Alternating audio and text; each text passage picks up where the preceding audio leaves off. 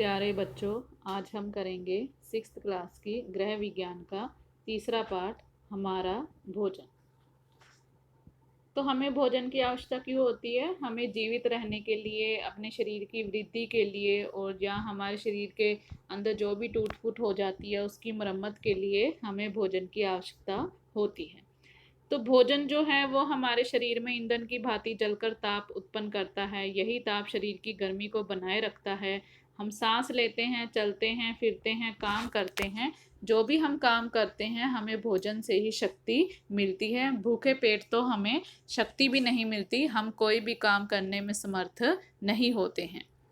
ये हमारे शरीर के टूटे फूटे तंतुओं की मरम्मत करने का भी काम करता है। यही नहीं, रोगों से लड़ने के लिए तथा शरीर की क्रियाओं का ठीक प्रकार से संचालन करने का काम भी भोजन ही करता है।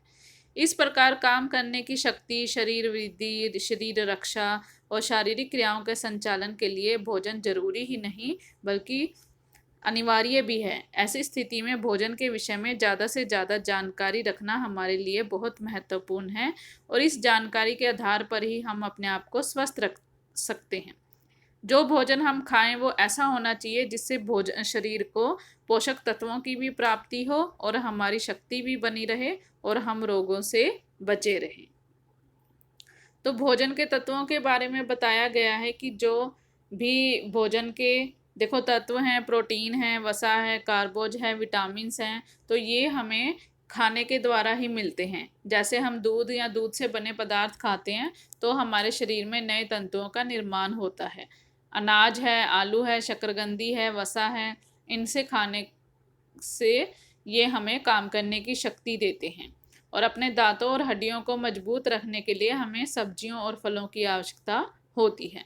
तो भोजन में पाए जाने वाले जो तत्व हैं वो प्रोटीन, वसा, कार्बोज, विटामिन, खनिज लवण और जल पाया जाता है। तो प्रोटीन जो है वो हमें दूध, दाल, दूध से बने पदार्थ, सोयाबीन, मछली, मांस, अंडे से प्राप्त होता है। और अगर हम ये चीज़ें खाते हैं तो ये हमारे शरीर के तंतुओं को बनाता है और उनकी मरम्मत करता है। लेकिन अगर हम ये प्रोटीन युक्त खाना नहीं खाते हैं तो हमारी विकास की गति रुक जाती है और शरीर बीमार हो जाता है। वसा जो है वो हमें मक्खन, सूखे मेवे, तेल, घी से मिलता है, गर्मी और शक्ति प्रदान करता है। और अगर हम ये चीज़ें ना खाएं तो शरीर बिल्कुल शुष्क हो जाता है। कार्बोज है अनाज, दालें, गन्ना, चीनी, चुकंदर, आलू से मिलता है, गर्मी और शक्ति प्रदान करता है। लेकिन अगर हम इन चीज़ों का सेवन नहीं करते हैं तो हमारा शरीर थकावट और कमज़ोर महसूस करता है। विटामिन है ए। विटामिन ए जो है वो हमें दूध, दही, अंडा, हरी सब्जियां, गाजर, पपीता, आम से मिलता है और ये हमारे नेत्रों में प्रकाश प्राप्त करने में सहायता देता है और शरीर की वृद्धि में भी सहायक होता है, त्वचा को भी स्वस्थ रखता है। और अगर हम ये विटामिन ए युक्त चीज़ें नहीं खाते हैं तो रात को हमें साफ दिखाई नहीं देता है, रतौंधी नामक रोग भी हमें हो जाता है। और ज़्यादा अगर हम बिल्कुल ही नहीं खाएंगे तो आंखों पर सफ़ेद या मटमैले धब्बे, अंधापन भी हो सकता है। आँख, नाक, गले से संबंधित भी रोग हो जाते हैं। विटामिन बी जो है वो अनाज, अंकुरित दालें, चना, दूध, पनीर, अंडा, सूखे मेवे, मूंगफली, हरी सब्जियों से मिलता है। इसको खाने से पाचन शक्ति वृद्धि करती है, हृदय संबंधी रोगों से रक्षा करते हैं। अगर ये चीज़ें हम ना खाएं तो हमें भूख भी कम लगती है। बेरी बेरी, विटामिन बी की कमी से जो रोग होता है वो होता है बेरी बेरी। फटे होंठ व होठों के कोने फट जाते हैं और जीभ भी फट जाती है।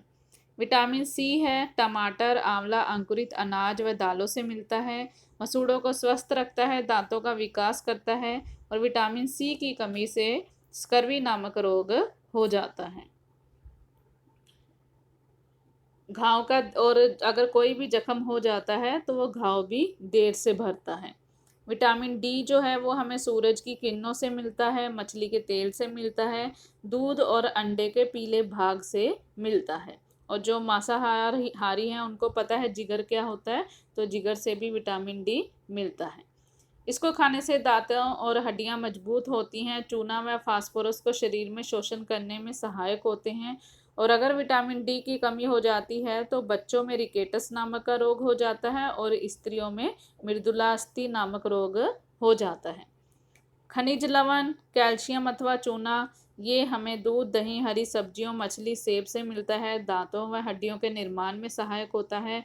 रक्त को जमने में शक्ति पैदा करता है, और अगर नहीं होता है तो दांत और हड्डियां कमज़ोर हो जाती हैं और खून भी काफ़ी देर तक बहता रहता है। लोहा जो है वो प्याज, पालक, जिगर, गुड़, खजूर, केला से मिलता है। रक्त के लाल कोशों का निर्माण करता है, ऑक्सीजन पहुंचाता है, और इसमें रक्त, अगर लोहा युक्त हम पदार्थ नहीं खाते हैं तो हमारे शरीर में खून की कमी हो जाती है। जल है, जल का बताया जाता है कि ज़्यादा से ज़्यादा सेवन हमें करना चाहिए। लिक्विड चीज़ों में शिकंजी, दूध, चाय, लस्सी, इसमें ये पाया जाता है। रक्त संचालन ठीक रहता है और शरीर की जो गंदगी है वो मलमूत्र द्वारा बाहर निकल जाती है। तो भोजन के मुख्य गुट बताए गए हैं। गुट यानी दूध या दूध से बनी चीज़ें, घी और मक्खन को छोड़कर। इसमें प्रोटीन, लवण और विटामिन पाए जाते हैं। ये शरीर की वृद्धि करते हैं और टूटे फूटे तंतुओं की मरम्मत करते हैं। मांस, मछली, अंडा और दालें, प्रोटीन, लवण और विटामिन पाया जाता है। शरीर की वृद्धि करते हैं, टूटे फूटे तंतुओं की मरम्मत। मतलब कहने का मतलब ये है कि हमें दूध और दूध से बनी चीज़ें खानी चाहिए, मांस, मछली, अंडा खाना चाहिए, फल, सब्जियां और अनाज भी खाना चाहिए। हम जो भी भोजन खाते हैं, और हमें पता है कि भी भोजन जो है हमारे शरीर की मूल आवश्यकता है, लेकिन हमें उतना ही भोजन खाना चाहिए जिससे हमारा पेट भर जाए और भोजन संबंधी सभी आवश्यकताएं भी पूरी हो जाएं। तो हमारे शरीर को प्रत्येक तत्व की किसी न किसी मात्रा में आवश्यकता होती है, इसलिए हम दिन भर के भोजन में प्रत्येक घुट में से कम 2 या 3 भोज्य पदार्थ अवश्य लें। कौन से घुट? ये वाले, कि ये चारों जो चीज़ें हैं ये हमें अपने खाने में सम्मिलित जरूर करने चाहिए। तो ये देखिए दिखाए गए हैं प्रमुख 4 गुट हैं।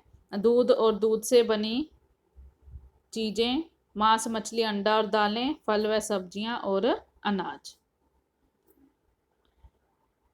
फिर है भोजन पकाने के लाभ। भोजन किस लिए पकाते हैं हम? भोजन कच्ची सब्जियां भी हम लोग खाते हैं, लेकिन अगर हम भोजन को पकाते हैं तो भोजन स्वादिष्ट लगता है, आसानी से पच जाता है, और एक ही भोज्य पदार्थ से हम कई तरह के खाद्य पदार्थ भी तैयार कर सकते हैं।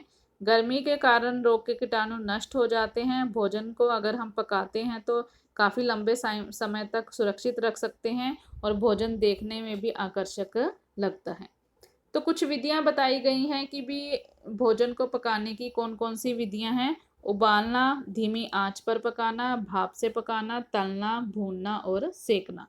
उबालते किस में हैं हम लोग? पानी में। पानी को उबालते हैं, तब तक उबालते हैं जब तक उसमें अच्छी तरह से उबाला ना आ जाए। तो कुछ चीज़ें भी हम उबाल कर खाते हैं, उबाल कर पका कर खाते हैं, ताकि वो कच्ची अच्छी नहीं लगती हैं। तो चावल है, दाल है, मटर, गोभी, मांस, मछली और उबला हुआ जो भोजन है वो फिर आसानी से पच जाता है। धीमी आंच पर पकाना यानी थोड़े से पानी में हल्की आग पर। तो फल सब्जियां जो हैं, जैसे सूखी सब्जी बनाते हैं तो उसको धीमी आंच पर भी पकाते हैं और थोड़ा सा पानी डालकर पकाते हैं। तो ये जो है इसमें कम ईंधन की आवश्यकता होती है और इसमें पौष्टिक तत्व भी नष्ट नहीं होते हैं। फिर है भाप से पकाना। कुछ सब्जियां होती हैं भाप से भी पकाई जाती हैं, जैसे इडली है, आप लोग इडली खाते हो, वो भाप से पकाई जाती है। चावल है, चावल को भी अगर हम ढककर बनाएं तो वो भी हम धीमी आंच में भी आ सकता है और भाप से भी आ सकता है। तो इसमें अप्रत्यक्ष संपर्क द्वारा, प्रत्यक्ष संपर्क द्वारा, भाप के दबाव द्वारा। तो ये 3 आप लोगों को इसमें विधियां बताई गई हैं। तलने का आप लोगों को पता है, परांठा है, कटलेट्स हैं, इनको हम उथली विधि द्वारा यानी कम कम घी तेल में हम इसको बनाते हैं, वो उथली विधि द्वारा तलना कहा जाएगा, परांठे और कटलेट्स वगैरह। और गहरी विधि द्वारा यानी डीपली फ्राई अगर करना है तो हम पूरी, कचौड़ी, पकोड़े डीपली फ्राई कर सकते हैं। फिर आता है भूनना। भूनना जैसे सीख कबाब, बैंगन, आलू, शकरकंदी, इनको हम भूनकर खाते हैं। भुना हुआ भोजन हल्का भी होता है और वो आसानी से पच भी जाता है। और जैसे चने, मकई, इनको भी हम भूनकर खाते हैं तो ये खाने में स्वादिष्ट लगते हैं। सेकते हैं, जैसे भट्टी में शुष्क वायु से पकाया जाता है। बिस्किट हो गया, केक, नान खटाई, डबल रोटी, तंदूरी। तो ये जो हैं ये भोजन भी स्वादिष्ट होते हैं। तो आज के लिए बच्चे इतना ही। अगला जो पेय पदार्थ वाला है वो हम नेक्स्ट वीडियो में करेंगे, नहीं तो वीडियो काफ़ी लंबी हो जाएगी। तो मिलते हैं अगली वीडियो में।